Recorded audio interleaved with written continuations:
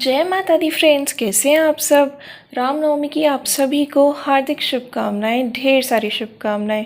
Friends, आज नवमी है तो आज के दिन पूजन है माँ सिद्धिदात्री का, जिन्हें हम शिव जी की अर्धनारीश्वर फॉर्म में एज शक्ति भी देखते हैं। तो आज हम जानने वाले हैं माँ सिद्धिदात्री के बारे में। माँ सिद्धिदात्री गॉडेस ऑफ एकम्प्लिशमेंट है, यानी कि हम लाइफ में जो कुछ भी करें उसको सफलतापूर्वक करने की सिद्धि हमें माँ सिद्धिदात्री से मिलती है। माँ सिद्धिदात्री हमें सारी नॉलेज देती हैं, सारा विजडम देती हैं और सारा ज्ञान देती हैं, जिससे हम लाइफ में जो भी करें वो बेस्ट वे में कर सकें, परफेक्शन के साथ कर सकें, जिससे हमें लाइफ में हैप्पीनेस भी मिले और हमारा हार्ट भी एकदम प्योर रहे। वो हमें सारा विजडम देती हैं, जिससे कि हम एम्पावरमेंट के रास्ते पर चल सकें, खुद को मजबूत बना सकें, अलाइन रह सकें। माँ सिद्धिदात्री एक हीलर के रूप में भी हमें मदद करती हैं, हमें बहुत हील करती हैं। कभी वो नेचर के रूप में हमें हील करती हैं, तो कभी माँ बन के हमें हील करती हैं, तो कभी वो किसी और फॉर्म में हमें हील करती हैं। लेकिन उनका उद्देश्य होता है हमें अवेकन करना, हमारी सोल को अवेकन करना और हमें ऐसा विजडम देना, ऐसी नॉलेज देना, जिससे कि हम लाइफ में वही मैनिफेस्ट कर सकें जो हमारे लिए सही है और पूरी सोसाइटी के लिए, पूरी ह्यूमैनिटी के लिए, पूरे प्लैनेट के लिए हम कुछ ना कुछ ऐसा करके जा सकें, जिससे हमारी प्रेजेंस जो है दुनिया में सदैव बनी रहे, लोग पॉजिटिव वाइब्स के साथ हमेशा हमें याद करें। माँ सिद्धिदात्री एनर्जी का वो फॉर्म है जो धरती के एवोल्यूशन में और ह्यूमैनिटी के एवोल्यूशन में अपना योगदान देती हैं और नए युग की स्थापना में हेल्प करती हैं। और जितनी भी नॉलेज ह्यूमैनिटी को इस पूरे इवोल्यूशन और न्यू एरा सेटअप के टाइम ज़रूरत होती है, वो ये सारी नॉलेज, सारा विजडम हीलर्स के द्वारा और नेचर के द्वारा पूरी ह्यूमैनिटी को प्रदान करती हैं। माँ सिद्धिदात्री हमें सिखाती हैं कि किस तरह से एनर्जीज़ वर्क करती हैं। जब हम समझ जाते हैं कि एनर्जीज़ कैसे वर्क करती हैं, तो हम अपने लिए एक बेटर फ्यूचर क्रिएट कर पाते हैं और अपने आने वाली जनरेशन्स के लिए एक बेटर लाइफ क्रिएट कर पाते हैं। माँ सिद्धिदात्री हमें आशीर्वाद देती हैं, हमें ब्लेस करती हैं क्लियर विजन के साथ, क्लियर गाइडेंस के साथ, क्लियर आइडियाज़ के साथ। एंड दैट्स माँ सिद्धिदात्री, जो कि भगवान शिव की अर्धांगिनी भी है। When we see Ardhanarishvara form, we see lord Shiva and माँ सिद्धिदात्री, जिनको हम शिव और शक्ति के नाम से जानते हैं। सो फ्रेंड्स, माँ सिद्धिदात्री हमें ये सिखाती हैं कि खुद को हील करना कितना इम्पॉर्टेंट है, खुद को एम्पावर करना कितना इम्पॉर्टेंट है। जो सोल माँ शैलपुत्री की तरह हर किसी को सिर्फ एक सोल की तरह देखती हैं, ये समझती हैं कि हर किसी की एक जर्नी होती है, जिसकी वजह से उनका एक एटीट्यूड होता है, एक बिहेवियर होता है, हमें किसी की बात का बुरा नहीं मानना, हर्ट्स नहीं लेने, पेन्स नहीं लेने, और जो हमेशा हायर कॉन्शियसनेस में रहती हैं। जो सोल माँ ब्रह्मचारिणी की तरह कभी भी नेगेटिविटी को स्टैग्नेट नहीं होने देती, हमेशा पॉजिटिविटी क्रिएट करती हैं और स्प्रेड भी करती हैं। जो सोल माँ चंद्रघंटा की तरह हर सिचुएशन में स्टेबल रहकर सिर्फ ईश्वर और अपने लाइफ पर्पस के प्रति ही समर्पित होती हैं। जो सोल माँ कूष्मांडा की तरह छोटी या बड़ी कोई भी मोमेंट हो, कोई भी चीज़ हो, कोई भी इंसान हो, कोई भी लिविंग बीइंग हो, उसकी कद्र करती हैं, सबको बराबर मानती हैं। जो माँ स्कंद माता की तरह हर एस्पेक्ट में इंडिपेंडेंट हो और मातृत्व से भी परिपूर्ण हो। जो माँ कात्यायनी की तरह एनर्जीज़ के पॉजिटिव और नेगेटिव एस्पेक्ट को समझती हो और हमेशा बैलेंस्ड रहकर सदा सही मार्ग को सेलेक्ट करती हो। जो माँ कालरात्रि की तरह सेंसिटिव भी हो और एक्सट्रीमली स्ट्रॉन्ग भी। जो माँ महागौरी की तरह सेल्फ लव, सेल्फ केयर में रहती हो, जो एम्पावर्ड हो, जो अलाइंड हो यूनिवर्स के साथ और इंडिविजुअली जो खुद बैलेंस्ड भी हो।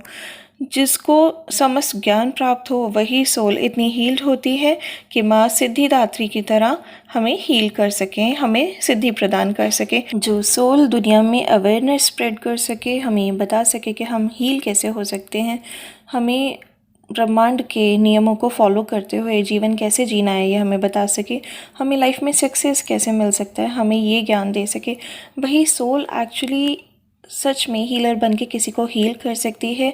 वही सोल एक्चुअली किसी को सही मार्ग दिखा सकती है। वही सोल माँ शक्ति का अंश होती है और वही अपना लाइफ मिशन पूरा करके मोक्ष को प्राप्त कर पाती है। लेकिन इससे पहले हमें माँ शक्ति की तरह अपने अंदर समुद्र मंथन करना होगा और अपनी कमियों और बुराइयों को समझना होगा। और अपना जीवन बदलना चाहते हैं तो खुद में सुधार और ट्रांसफॉर्मेशंस भी करनी होंगी। ट्रांसफॉर्मेशंस यानी कि चेंज, परिवर्तन से हम सब डरते हैं क्योंकि हम सभी को परिवर्तन बिल्कुल पसंद नहीं है। लेकिन ये तो प्रकृति का नियम है, परिवर्तन तो लाइफ में आएंगे ही और हमें लाने ही पड़ेंगे। माँ शक्ति भी इस धरा पर जब आई थी तो ह्यूमन फॉर्म में ही आई थी। उन्होंने कड़ी तपस्या की, बहुत सारा ज्ञान प्राप्त किया, विजडम अचीव किया, शेयर भी किया, अपने अंदर की सारी नेगेटिविटीज़, वीकनेसेस, डीमंस को मारा और कॉन्क्वेयर किया। महिषासुर मर्दिनी बन के उन्होंने लस्ट को कॉन्क्वेयर किया क्योंकि लस्ट जो है वो डिस्ट्रक्शन की तरफ लेकर जाती है। चंडमुंड नाशिनी बनकर उन्होंने एंगर और प्राइड यानी कि अहंकार को किल किया क्योंकि एंगर और प्राइड जो होता है वो हमें इनसेंसिटिविटी की तरफ लेकर जाता है। हम दूसरों से कंपटीशन करने लगते हैं, कंपैरिजंस करने लगते हैं और बहुत ही इनसेंसिटिव हो जाते हैं। एंगर में आकर हम लाइफ में बहुत कुछ ऐसा कर देते हैं जो हमें लाइफ टाइम या तो हमें गिल्ट देता है या फिर किसी की लाइफ ख़राब भी कर सकता है। शुंभ निशुंभ मर्दिनी बनकर जेलेसी और हेट्रेड पर माँ ने विजय पाई थी क्योंकि जेलेसी और हेट्रेड जो है ये हमें सेल्फ डाउट और डिप्रेशन की तरफ धकेलती है। मधुकैटभ हंत्री बन के माँ ने अटैचमेंट्स और ग्रीड यानी कि लालच पर विजय पाई थी क्योंकि अटैचमेंट्स हमें ऑब्सेशन की तरफ लेकर जाती हैं और जो लालच होता है वो हमें ओवर थिंकिंग और एनवी की तरफ लेकर जाता है।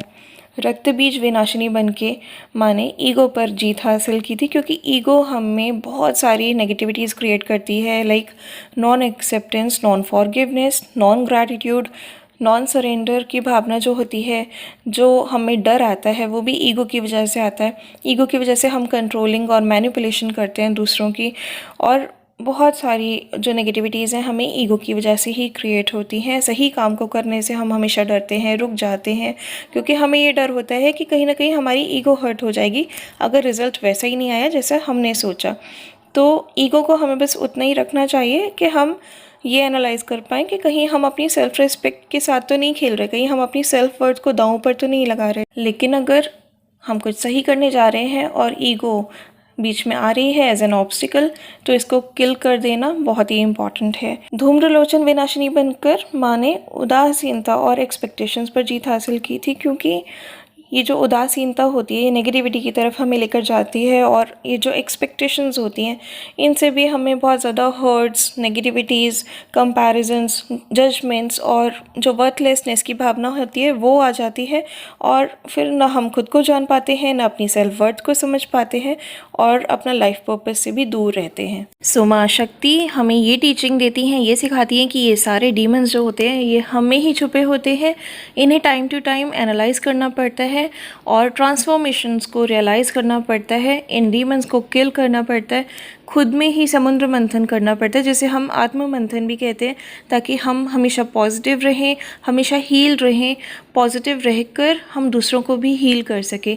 ये हमेशा याद रखिए कि अर्थ जो है, जैसा कि मैं हमेशा कहती हूँ, ये एक स्कूल की तरह है जहाँ हम लर्निंग्स के लिए आए हैं। यहाँ पर हम नेगेटिविटी से लिबरेट होना सीखने आए हैं, यहाँ पर हम अपने इमोशंस पर मास्टरी करने आए हैं। ये नहीं कि हम नेगेटिविटीज़ के गुलाम होकर उन्हीं में जकड़े रहेंगे, ये हमें नहीं करना है। हमें उनसे आज़ाद होना है और पॉजिटिव होकर अपना लाइफ पर्पस पूरा करके मोक्ष की तरफ जाना है। और ये जो नेगेटिविटी है ना, इसका एक मोमेंट आपकी लाइफ की आने वाली सारी अपॉर्चुनिटीज़ को हमेशा के लिए ख़त्म कर सकता है। इसलिए नेगेटिविटी हमेशा के लिए अपनी लाइफ से हटाइए, पॉजिटिव रहिए। And that's the reason I always say stay safe, happy, positive and blessed. जय माता दी।